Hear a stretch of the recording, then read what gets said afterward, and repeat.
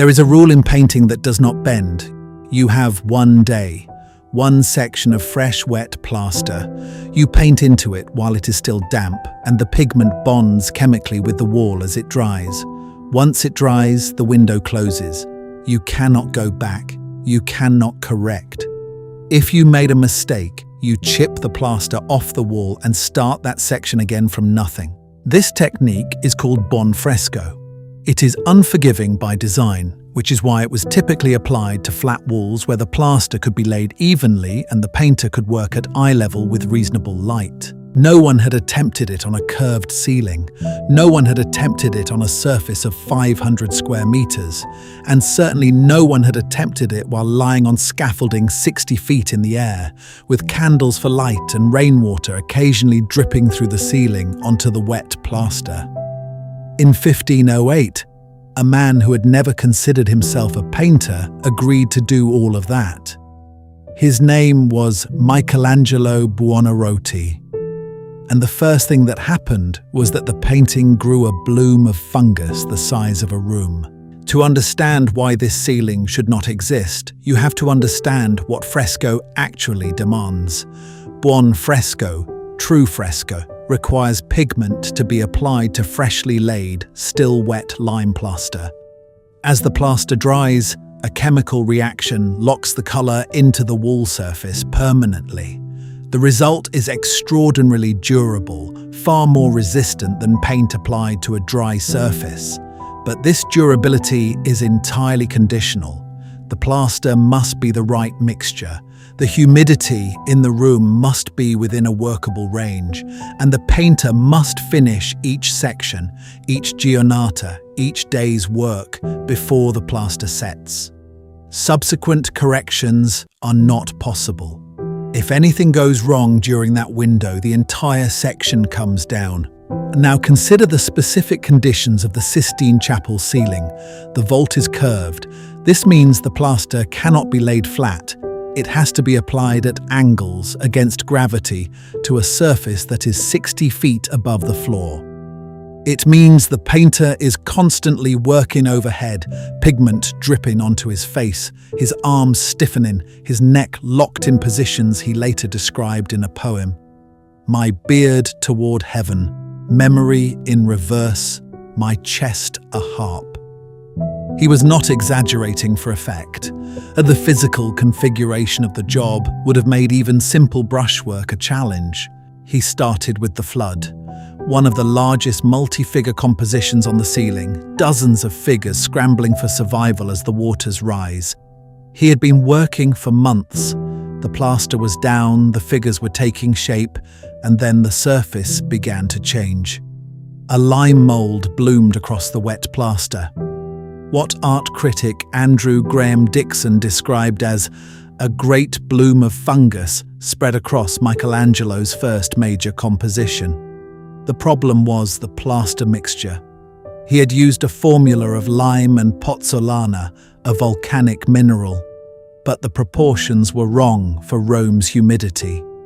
The mixture dried too slowly. The moisture in the Roman air found its way in. The mold colonized the surface. 3 months of work.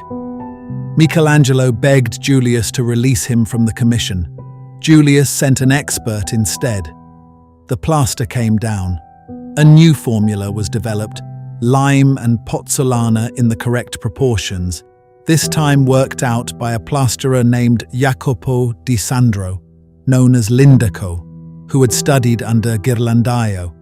The ceiling was replastered, and Michelangelo, imprisoned by a pope who refused to hear the word stop. This is the version of the ceiling you are looking at today.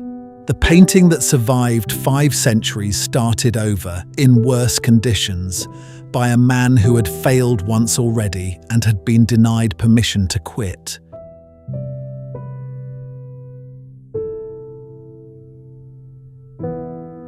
For centuries, art historians describe the Sistine ceiling in a particular way, as a masterwork of deep shadow and dramatic contrast, a demonstration of Michelangelo's terribilita, his capacity for overwhelming emotional intensity.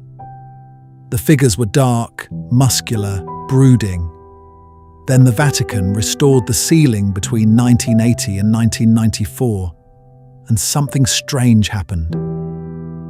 The restorers removed centuries of candle smoke, linseed oil applied by early conservators to mask saltpeter damage, and accumulated surface grime. And underneath, the colours were not what anyone expected. Bright turquoise, acid yellow, vivid orange, lavender. The ceiling was not dark. It was luminous, almost jarring in its vividness, closer to a textile than to the brooding chiaroscuro that had defined Michelangelo's reputation for 400 years. Art historian John Osborne declared, "Every book on Michelangelo will have to be rewritten."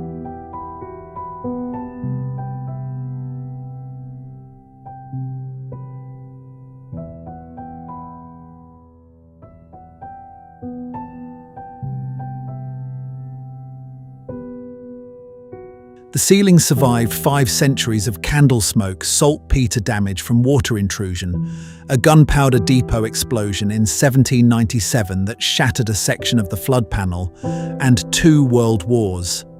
It is currently being threatened by something Michelangelo could not have anticipated: human sweat.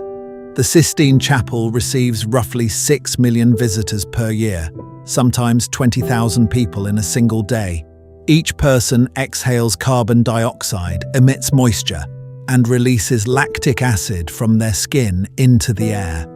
That lactic acid combines with the calcium in the chapel walls to form calcium lactate, a white crystalline salt, which accumulates as a film on the fresco surface, dimming the chiaroscuro and progressively obscuring the detail.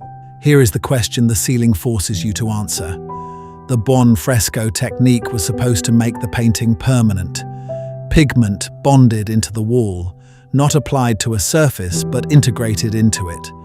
The whole point of the method was that it could not be removed, not by time, not by cleaning, not by accident. But the permanence cuts both ways.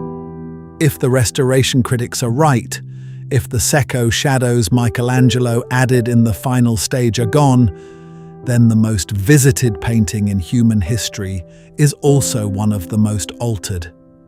What 6 million people see each year is a ceiling whose top layer has been erased, not by vandals, not by war, not by neglect, by restorers who believed they were saving it.